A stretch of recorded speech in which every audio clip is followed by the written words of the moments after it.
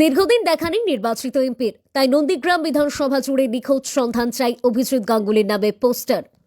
লোকসভা নির্বাচন 2024-এর পরে নন্দীগ্রামে দেখা নেই সাংসদ অভিজিৎ গঙ্গোপাধ্যায়ের, তাই নন্দীগ্রামের বিভিন্ন এলাকায় সন্ধান চাই এর পোস্টার পড়ল। নন্দীগ্রাম 4 নম্বর অঞ্চল, ভেকুটিয়া গ্রাম পঞ্চায়েত এলাকা, দাউদপুর গ্রাম পঞ্চায়েত এলাকায়, শামশাবাদ গ্রাম পঞ্চায়েত এলাকায় প্রভৃতি জায়গায় এমপির সন্ধান চায়ের নিরুদ্দেশ সম্পর্কিত পোস্টার। তৃণমূল নেতৃত্ব শেখ শামসুল ইসলাম দাবি করেছেন, অভিজিৎ বাবুর বিরুদ্ধে শুভেন্দু অনুগামীরা পোস্টার করেছে। 24-এ লোকসভা নির্বাচনে বিজেপির হয়ে যিনি প্রতিদ্বন্দ্বিতা করেছিলেন প্রাক্তন বিচারপতি অভিজিৎ গঙ্গোপাধ্যায়, এবং তিনি জয়যুক্ত হয়েছিলেন। নন্দীগ্রামের একটা অংশের মানুষ ওনাকে ভোট দিয়েছিলেন, কিন্তু আজকে নন্দীগ্রামের মানুষ যে ভুলটা করেছে সেই ভুল সংশোধনের আর কোনো জায়গা নেই, কারণ নন্দীগ্রামের কোনো উন্নয়নমূলক জায়গায় এই সাংসদ অভিজিৎ গঙ্গোপাধ্যায়ের কোনো অংশীদারিত্ব নেই। নন্দীগ্রামের শিক্ষা, স্বাস্থ্য, পানীয় জল, সড়ক, বিদ্যুৎ অর্থাৎ সাধারণ মানুষের যে মৌলিক চাহিদাগুলো পূরণের জন্য সাংসদ তহবিল থেকে যে উন্নয়নমূলক কাজগুলো করা হয়, নন্দীগ্রাম সেখান থেকে বঞ্চিত। নন্দীগ্রামের কোনো শিক্ষার্থী যদি মেরিট কাম স্কলারশিপের জন্য সাংসদের শংসাপত্রের প্রয়োজন হয় তারা পায় না। যদি চিকিৎসা করবার জন্য সাংসদের কোনো প্যাডের যদি এবং সিলেট যে প্রয়োজন পড়ে তারা পায় না।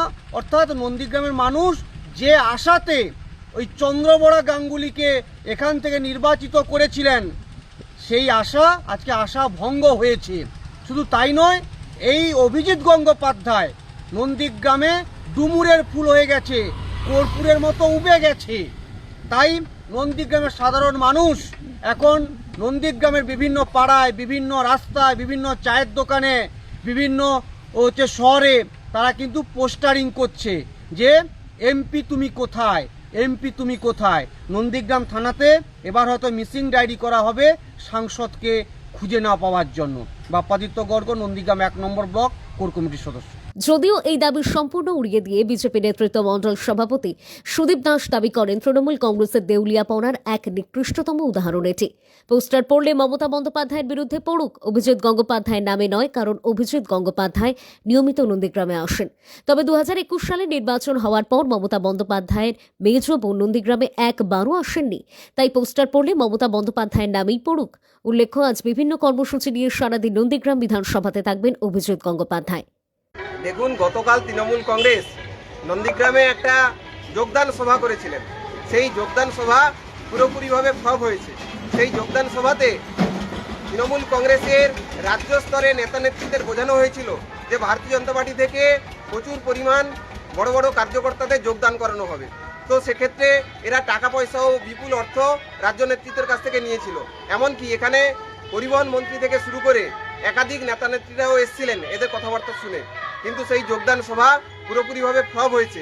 ভারতীয় জনতা পার্টি থেকে কাউকে যোগদান করাতে পারেনি। এমনকি এরা আমাদের যে সভাতে ন্যূনতম একটা লোক থাকে সেই লোকজনকেও জোগাড় করার জন্য পুরো বিধানসভা থেকে এদেরকে লোকজন নিয়ে আসতে হয়েছে। তো সেক্ষেত্রে নজর ঘোরানোর জন্য এরকমভাবে এরা পোস্টার লাগিয়ে মানুষকে বিভ্রান্ত করছে। আমি বলবো, যদি এরকম নিখোঁজ পোস্টার লাগাতে হয় তাহলে মমতা ব্যানার্জির নামে নিখোঁজ পোস্টার লাগান। মমতা ব্যানার্জি 2021 সালে নন্দীগ্রামে এসে বলেছিলেন নন্দীগ্রাম মেজবোন, সেই মেজবোনকে নন্দীগ্রামে হেরে যাওয়ার পরে একবারও উনি নন্দীগ্রামে আসেননি। শুধু তাই নয়, উনি সমস্ত আর্থিক সুযোগ সুবিধা থেকে নন্দীগ্রামের মানুষকে জব্দ করার জন্য বঞ্চিত করেছেন। তো সেক্ষেত্রে মমতা ব্যানার্জি নামে নিখোঁজ পোস্টার লাগান। আপনার নাম? জাহাঙ্গীর বাদশার রিপোর্ট, জেবি লাইভ নিউজ।